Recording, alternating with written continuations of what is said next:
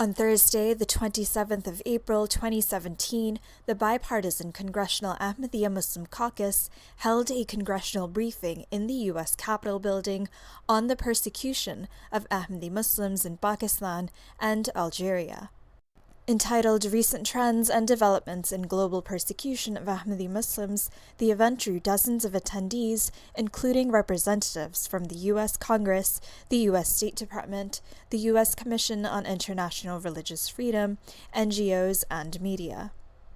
5 members of Congress spoke at the briefing, which included statements by human rights advocate Farah Isfahani, U.S. Commission on International Religious Freedom Chairman Reverend Thomas Reese, and members of the Ahmadiyya Muslim Community. U.S. Representative Peter King of New York, who is the Republican co-chair of the Congressional Ahmadiyya Muslim Caucus, had the following to say. I feel it a great privilege to be co-chairman of the caucus in the Congress. It's a bipartisan issue. We don't, as Congressman Johnson knows, we don't agree on everything in the Congress, but this is one issue where there is really a unanimity. The fact in Pakistan, where you're not allowed the full exercise of your rights. My understanding is that even to vote, you have to say you're not Muslim, declare yourself a non-Muslim. That's the type of religious intolerance that really cannot be accepted. Members of Congress were keenly aware of and deeply troubled by persecution of Ahmadis in both Pakistan and Algeria. U.S. Representative Jackie Speer of California, who is the Democratic co-chair of the caucus, said the following. And we know fully well that religious freedom is enshrined in our Constitution. We believe passionately about protecting religious freedom in this country. It's important for us to draw attention to the fact that recently in Algeria, there has been an intensive legal and media campaign against the Ahmadiyya population there.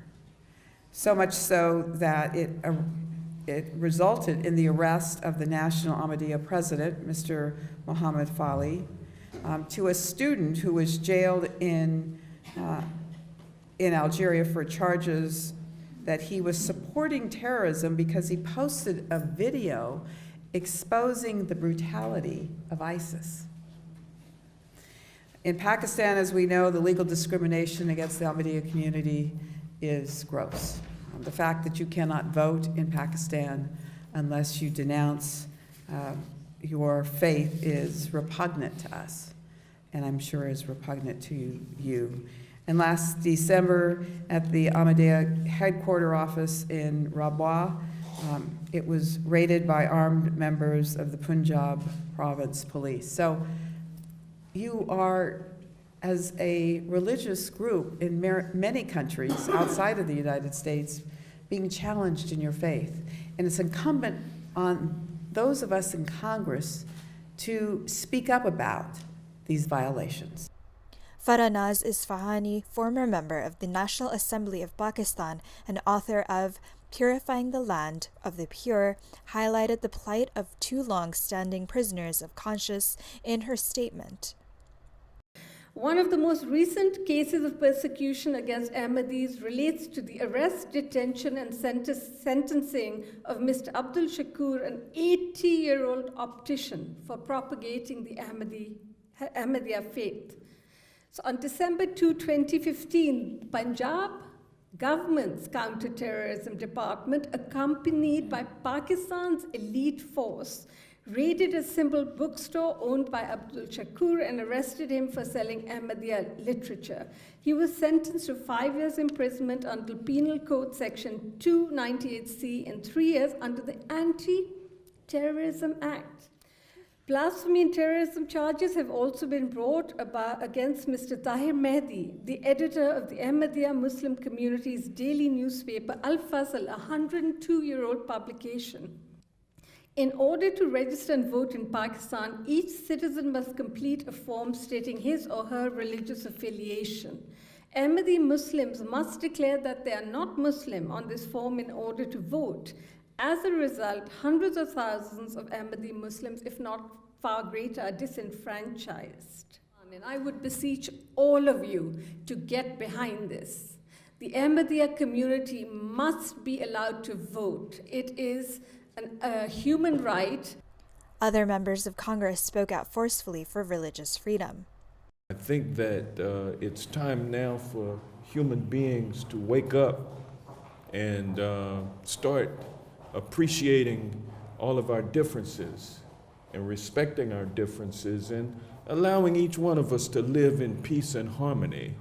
We can assure you that we will be wedded around the need for enhanced action and response by a democratic nation who holds as one of its special tenets is the freedom of religion, to live your religion, to worship your religion, to honor your religion, to teach your religion, to spread the faith of your family members, and to honor your religion.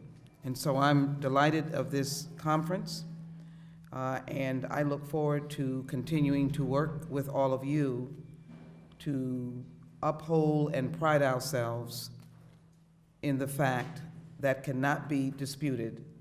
Human rights is religious rights, and religious rights are human rights. We know that you support a peaceful Islam that is community-focused and thoughtful, and we know that we can do this together.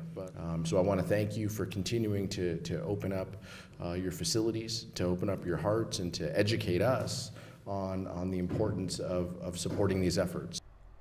USCIRF Chairman Reverend Reese expressed deep concerns over the religious discrimination of Ahmadiyya Muslims. USCIRF's 2017 annual report, which we actually released yesterday, makes clear our deep concern about religious prisoners of conscience and solidarity with them. While quiet diplomacy has a key role to play, public inattention often leads to more persecution, not to more freedom. In fact, silence can signal a lack of interest and therefore a license to oppress. Thus, the importance of today's focus on the Ahmadi prisoners of conscience, a focus which turns inevitably to Pakistan. Tahir Mahdi is a printer and a publisher of the daily Al-Fanzal, a 102-year-old Ahmadiyya publication. He has been detained for publishing Quranic verses in Ahmadiyya publications. Sadly, there are other Ahmadi prisoners of conscience. Some we know about, others we don't. Violations of religious freedom affect real people.